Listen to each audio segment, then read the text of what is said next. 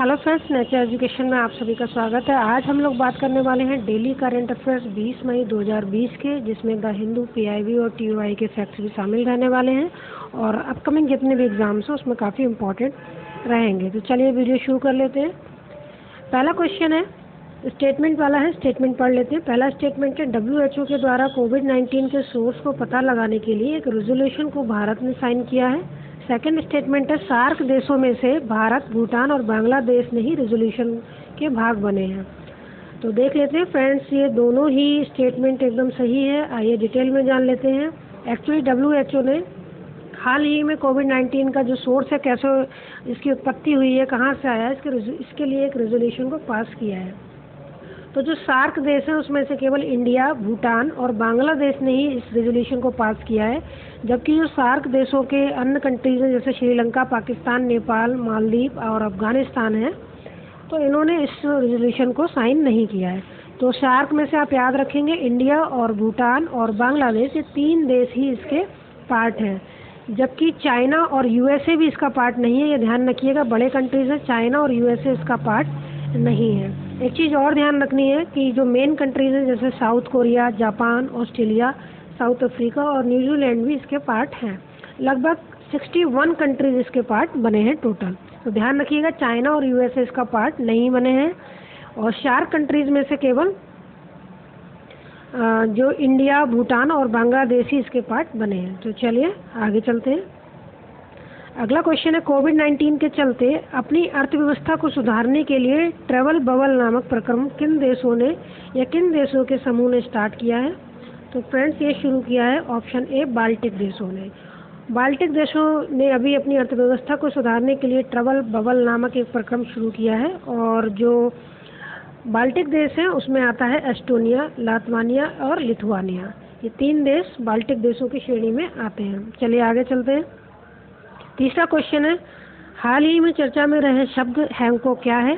तो जो हैंको है फ्रेंड्स, वो है व्यक्तिगत स्टाम्प। ये जो है जापान का स्टैम्प है और ये अभी काफ़ी इसका विरोध हो रहा है कोविड-19 के चलते, क्योंकि कोविड-19 का इससे खतरा ज़्यादा बढ़ गया है फैलने का। तो इसके विरोध के कारण ये अभी न्यूज़ में है। तो जो स्टैम्प पैड इस स्टैम्प के लिए यूज़ करा जाता है उसको शुनिकू कहते हैं, और जबकि दस्तावेज के बाद जो छप जाता है स्टैम्प, उस प्रक्रिया को इनकान कहते हैं। तो आप ये नीचे लिखा हुआ देख सकते हैं। चलिए आगे चलते हैं। चौथा क्वेश्चन है, हाल ही में हर्षवर्धन जी ने कोविड-19 की टेस्टिंग के लिए बनाई गई मशीन राष्ट्र को समर्पित की है। तो इस मशीन का नाम पूछा गया है। तो फ्रेंड्स, ये एक रोबोटिक मशीन है जो कि कोविड-19 का टेस्ट करने में सक्षम है, या जो भी कर्मचारीज हैं उनकी जो प्राइमरी प्रक्रिया है उसको जांच सकती है ये मशीन। तो उसका नाम है कोवास 6800। तो ऑप्शन बी इसका सही जवाब हो जाएगा। चलिए आगे चलते हैं। क्वेश्चन नंबर 5 है, world telecommunication and information society day कब मनाया जाता है? तो फ्रेंड्स, ये मनाया जाता है ऑप्शन ए, 17 मई को मनाया जाता है world telecommunication and information society day. क्यों मनाया जाता है? क्योंकि इंटरनेशनल कम्युनिकेशन यूनियन की स्थापना के उपलक्ष्य में मनाया जाता है और 1865 में इसकी स्थापना हुई थी। चलिए आगे चलते हैं। क्वेश्चन नंबर 6 है, ट्रोग्लोमाइसिस ट्विटरी क्या है? तो ये काफ़ी न्यूज़ में है इस समय और इसका नाम ट्विटर के नाम पर रखा गया है, क्योंकि ट्विटर की एक फ़ोटो से इसका पता चला था उसी से। तो ऑप्शन ए, ये कवक की एक प्रजाति है जिसका नाम ट्विटर के नाम पे रखा गया है और नाम क्या है? ट्रोग्लोमाइसिस ट्विटरी। UPSC में इस तरीके के क्वेश्चन काफ़ी पूछे जाते हैं, तो आप इसको ध्यान रख सकते हैं। चलिए आगे चलते हैं। क्वेश्चन नंबर 7 है, WHO के 73वें सम्मेलन में अभी भारत की ओर से किसने पार्टिसिपेट किया, प्रतिनिधित्व किया? तो हमारे स्वास्थ्य मंत्री डॉक्टर हर्षवर्धन सिंह जी ने इसमें पार्टिसिपेशन किया इंडिया की तरफ से। WHO के बारे में जान लेते हैं। 7 अप्रैल 1948 को इसकी स्थापना हुई थी। मुख्यालय इसका जिनेवा, स्विट्जरलैंड में है। चलिए आगे चलते हैं। 8वां क्वेश्चन है, हाल ही में चर्चा में रहे बुंडेसलीगा लीग किस खेल से संबंधित है? तो फ्रेंड्स, ये जो संबंधित है बुंडेसलीगा लीग संबंधित है ये फुटबॉल से, और ये जर्मनी की एक लीग है जिसे हाल ही में 2 महीने तक बंद किया गया और फिर से शुरू किया गया है। इस खास बात ये है कि कोविड-19 के बाद अगर कोई गेम शुरू किया गया है तो वो पहला गेम बना है यही बुंडेसलीगा लीग के द्वारा फुटबॉल खेल, जो कि बिना दर्शकों के शुरू किया गया है कोविड-19 के चलते। चलिए आगे चलते हैं क्वेश्चन नंबर 9 की तरफ। आत्मनिर्भर भारत के प्रचार के लिए 211 गायकों द्वारा गाए गए गीत के बोल क्या हैं?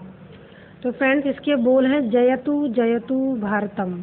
ऑप्शन ए इसका सही जवाब हो जाएगा। इसमें काफ़ी बड़े बड़े सिंगर शामिल हैं, जैसे कि लता मंगेशकर हैं, सोनू निगम हैं।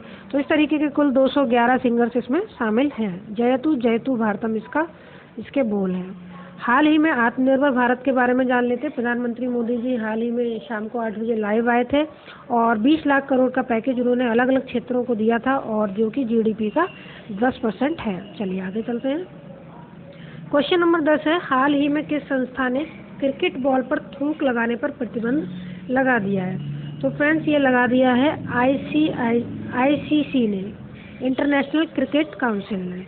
मुख्यालय दुबई में है। स्थापना 1909 में हुई थी। इस समय सीईओ मनु शाहनी है और चेयरपर्सन शशांक मनोहर है। ध्यान रखिएगा आईसीसी से पहले ऑस्ट्रेलिया ने भी इस पर प्रतिबंध लगाया था। चलिए आगे चलते हैं। 11वां क्वेश्चन है, हाल ही में life time work from home की फैसिलिटी किस कंपनी ने दी है? ये हालांकि 2-3 दिन पुराना क्वेश्चन है, लेकिन फिर भी इसको सम्मिलित करना जरूरी लगा, तो इसको सम्मिलित किया गया है करंट अफेयर्स में। तो फ्रेंड्स ये दिया गया है, ये फैसिलिटी दी गई है ट्विटर के द्वारा। और इससे एक चीज़ और आप ध्यान रख सकते हैं, जो जैक मा है ट्विटर के नहीं है, एक क्वेश्चन यहाँ पर देख लेते हैं। जो जैक मा है आप सभी को पता होगा, ये अलीबाबा के फाउंडर हैं और चाइनीज़ कंपनी है जैक मा अलीबाबा। तो जो जैक मा है ये सॉफ्ट बैंक के प्रतिनिधित्व में शामिल थे, उसके बोर्ड में शामिल थे। उन्होंने अभी उससे इस्तीफा दे दिया। बैंक का नाम है सॉफ्ट बैंक। तो ये अलग से क्वेश्चन बनना चाहिए था, लेकिन इसको शामिल नहीं किया गया, तो यहीं पर देख लेते हैं। ट्विटर हालांकि अलग है, तो जैक मा वाला क्वेश्चन अलग है, तो उस चीज़ को आप इग्नोर कर सकते हैं। जो जैक मा है वो अलीबाबा के फाउंडर हैं और इन्होंने सॉफ्ट बैंक से अभी इस्तीफा दे दिया है। तो चलिए अगले क्वेश्चन की तरफ चल लेते हैं। तो फिलहाल इस क्वेश्चन का जो जवाब हो जाएगा, life time work from home की फैसिलिटी किसने दी है? ट्विटर ने दी है। जैक मा वाला क्वेश्चन अलग है, ध्यान रखिएगा, यहाँ उसको नहीं सम्मिलित करते हैं। तो यहाँ पर एक बार और डिस्कस कर लेते हैं कि जो जैक मा है अलीबाबा के फाउंडर हैं, चाइनीज़ कंपनी है, वो सॉफ्ट बैंक में प्रबंधक के बोर्ड में शामिल थे। वहाँ से उन्होंने इस्तीफा दे दिया है। तो अगर वीडियो अच्छी लगी हो तो आप लाइक कर सकते हैं, चैनल को सब्सक्राइब कर सकते हैं। Thank you for watching.